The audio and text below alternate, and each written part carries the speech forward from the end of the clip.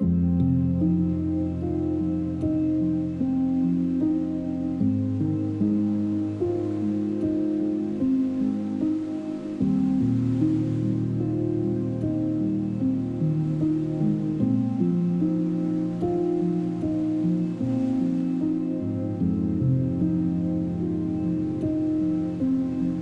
James Serpell, and I'm a professor of animal welfare at the University of Pennsylvania. My key areas of interest are human-animal relationships, particularly people's relationships with companion animals, and also companion animal welfare. I guess my interest in this area began as an undergraduate. I did a course at the Institute of Archaeology in London on animal domestication.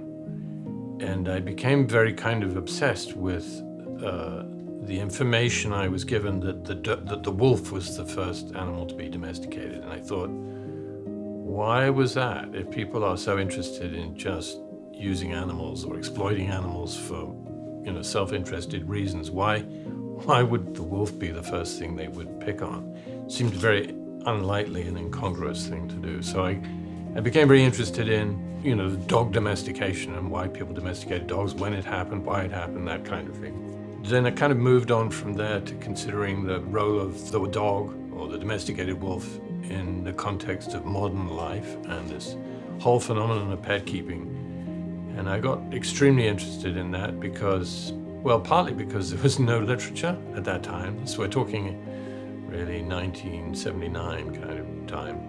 And there was really nothing out there. And I thought, that's so weird. This is huge phenomenon, involving millions of people keeping all these animals in their homes. And we have no scholarship on it, no research on it. So that's really where it started. And I kind of got more and more into it over time. I'm interested in the whole history of human relationships with animals and the extraordinary diversity of attitudes towards animals, the differences between people, between cultures, how attitudes changed over the lifespan of people. So as children, we seem to be much more open to thinking about animals as co-equals, whereas we lose that as we get older and start to have this more adult perception that we are somehow superior to other animals. And all of that fascinates me with the origins of all of those differences.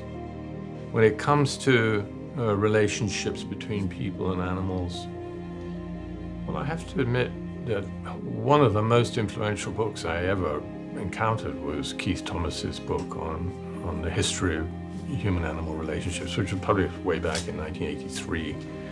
And that sort of really opened my eyes and got me thinking about this stuff, because he did this wonderful kind of broad sweep analysis of attitudes to animals in the early modern period and sort of Elizabethan period in England. And it was just a fascinating book for me. And that kind of got me thinking about these issues in much more detail.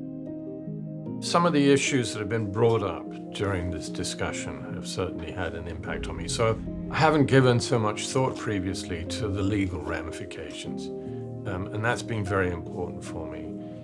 Sam Meyer's work on planetary health, we're all aware that there are problems with the planet. The way in which he has expressed it in those terms has certainly crystallized my thinking a bit better, and that sort of thing has certainly affected me and may indeed influence how I approach these topics in the future.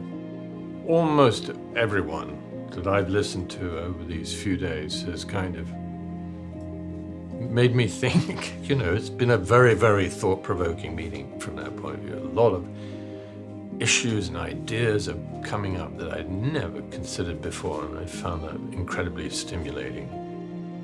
How can we change the way people view animals? I mean, how can we persuade people to care about animals is really the key issue. I mean, we know that it's possible for people to care about animals. Everybody who's come to this meeting cares about animals, and they wouldn't be here if they didn't. But also it's clear that many people don't. And the question is, why don't they? I suspect if we'd been able to contact those people when they were 4 or 5, they probably would have done. So something's happened to them in the meantime, and that's changed that.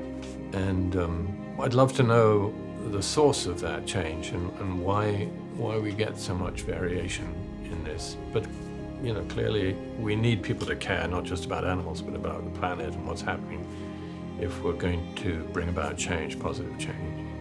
I have to admit, for me, animals are people, or I'm an animal. I don't really separate the two, and I've always been like that. I guess it's second nature to me to kind of think about animals as being confederates, being sort of partners in life, and being owed as much empathy and consideration as people. So it's just, I've always felt that way.